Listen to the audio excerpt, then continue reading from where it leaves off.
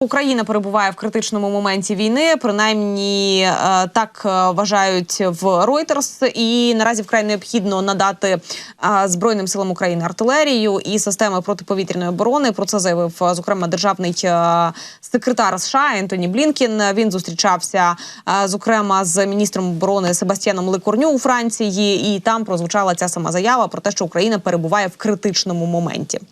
Кать, це той Себастьян, який нещодавно був і в Україні, і нещодавно зробив цікаву заяву про те, що час настав підсилювати українську армію, і Франція передає нам, як було заявлено в засобах масової інформації, сотні броньованих автомобілів ВАП.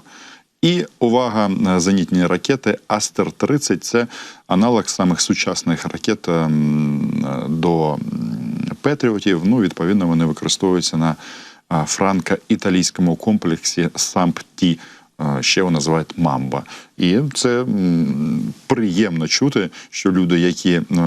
що коли одні ведуть ці безкінечні дискусії з приводу Конгресу, але їх посадовці зустрічаються в даному випадку з французами, які не тільки говорять, а і роблять.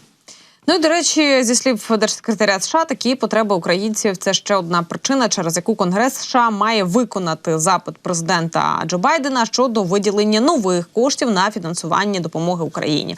Нові кошти, яких ми чекаємо з грудня минулого року, зокрема 60 мільярдів доларів на необхідне озброєння для України. І про те, що Україна має отримати боєприпаси, зробити це необхідно негайно, вчергове наголошує на цьому Чехія.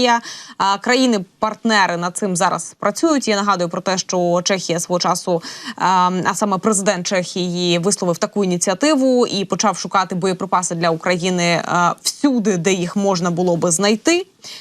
Про це заявив міністр закордонних справ Чеської Республіки і каже, добрий захист України є захистом усіх нас, тож потрібно ще трошечки докласти зусиль для того, щоб Україна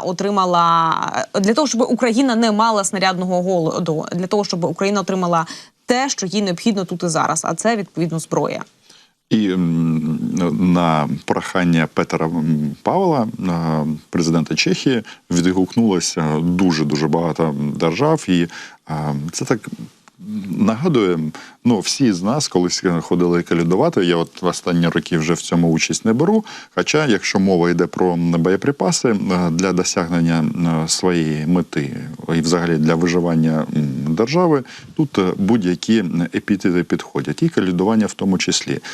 Сенс в чому? Що десятки держав доєдналися до цієї ініціативи чеського президента, і якщо такі держави, про які ми сьогодні згадували, на кшталт Естонії, вони виділяють десятки мільйонів доларів на закупівлю українцям, тобто нам боєприпасів, то деякі держави, наприклад, як Німеччина, вони виділяють вже не десятки, а сотні мільйонів євро. І в цих розмовах все одно єдиним критерієм залишається це оснащення Збройних сил України. І за моєю інформацією, я помітив дві тенденції. Я думаю, що всі погодяться зі мною, що повідомлень про те, що саме від військових, саме на наших військових каналах, про те, що нема боєприпасів, такого вже майже немає. Там інші формулювання використовуються нема, але якщо сильно треба, то є, або є, але тільки для себе. Знову ж таки, тут трошечки гумору, але ситуація починає покращуватися в даному випадку, і ми на це маємо наголосити. Хоча американців це жодним чином не виправдовує.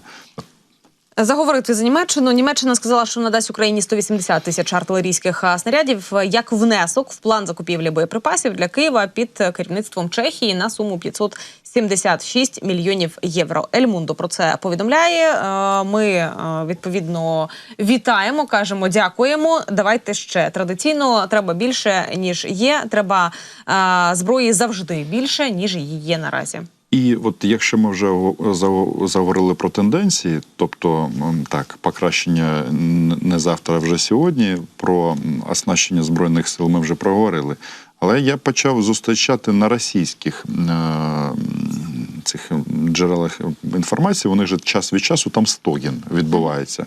От, то вінський маршал, там генерали хочуть нових зірок, вони там місні штурми і так далі, і так далі. Так от я вже двічі за останні дні зустрічав інформацію про те, що мало набоїв вже у них.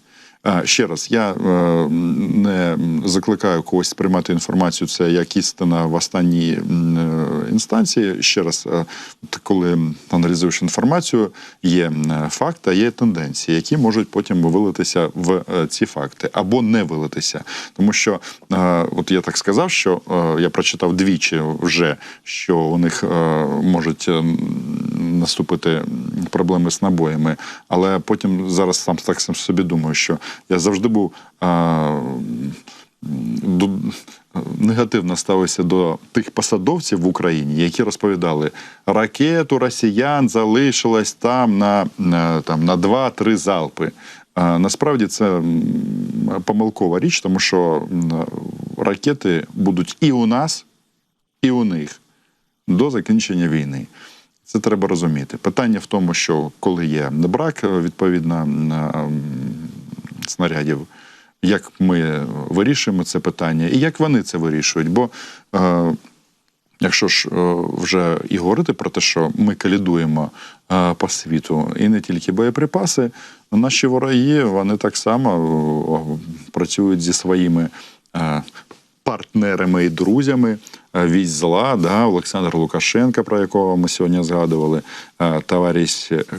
товариш Кім, ну і, відповідно, ці хворі аятоли в Ірані.